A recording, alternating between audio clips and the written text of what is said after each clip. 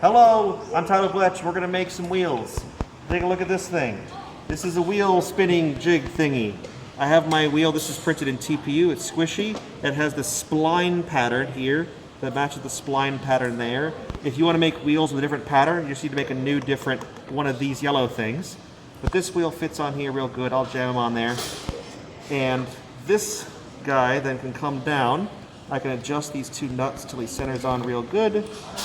Get in there. And then I can kind of visually adjust. You could put a shim in there, like a chunk of something, like a zip tie or something. But we're setting this distance. Can you get in there and see the up-down that we're setting? The little gap. Kind of get it from up here so you can see the daylight in there. Oh yeah, you can see the daylight. Yep. So this is on a slide, so you can move it in various ways. And we're gonna kind of get it, so there's just a kiss, maybe like a millimeter and a half of gap there. I wanna hawk this guy down. And he'll walk a little bit. I'm gonna poke him until there's just a nice flat gap in there. You can see in there, see that gap. And now this can spin. And as it spins, you should see a pretty consistent gap. Like it may vary a little bit because the tool's not perfect, but a pretty consistent gap. I'm gonna take this silicone. This is Silco RTV 4500.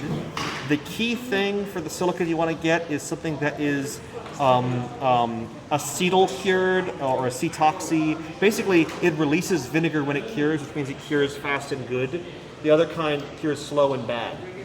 So I got my goop here. If you're doing a lot of these, having the bigger tube with the caulk gun makes it really easy. But I just have a little tube here. I'm gonna uncork my goop here. There's a little accessory tool that I printed with it that'll help me like clear out the channel if it gets goopy. I'll set that off to the side here. And I'm just gonna squeeze real hard and put goop on there. You don't have to be super precise because the mold channel thing is gonna kind of squish it into place. You just wanna make sure there's more than enough. So you wanna make sure it's getting all the way spread. So right now there's not quite enough, so I'm gonna squeeze harder. And you can let it go over more than one revolution. It'll just keep on trucking. Any excess goop will just get caught in the mold tool. So I'm just gonna run it for a while there, see if that's enough goo. Wipe that excess off there.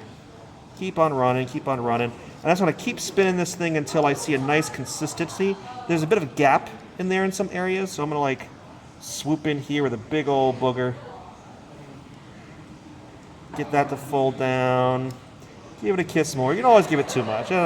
This stuff's dirt cheap. That's one of the reasons this technique is nice, is this stuff is not expensive. It's like $5 a tube. There we go. So now we have a nice consistent surface, which we're about to ruin, because what's going to happen is when I lift this off, there's so much residue there, it's going to wick a bit off. We'll fix that in a second. So I'm just going to, while moving, just going to, and you see there's a boogin that kind of stays. You can see that booger there.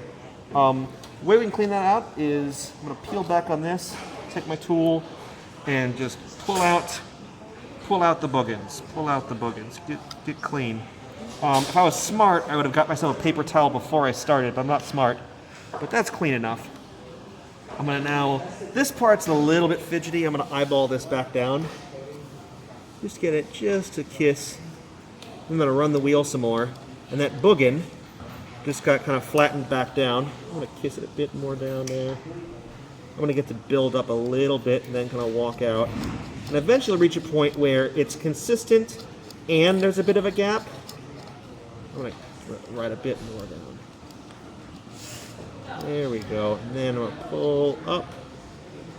Now I have a nice, consistent tread that runs all the way around. There might be some tiny baby little imperfections, but not enough that you won't drive around on.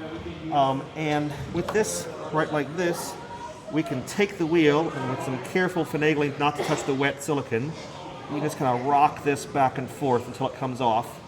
It stays on there pretty good, but if you believe in yourself, that'll pop off there. Then for it to dry, what you want to set it on is something that won't like touch the edges. And again, this is another case where if I was smart, I would have prepared before this moment. I need like a little thingy this thing can sit on. Something like the size of a coin. Nice. Way up here you go. If you're dumb like me and you forgot to get just like a thing that can sit on without touching the edges, just put it back on there. Sure. And just let it kind of hang out there. There's a little skin cure to where you touch it in about 10 minutes. It'll be good enough to handle in 20, but it won't be really good to drive around for a full day. That's how you use this thing. It's all 3D printed. You can make your own wheels of any diameter. Bingo bongo. There you go. Good. You're good.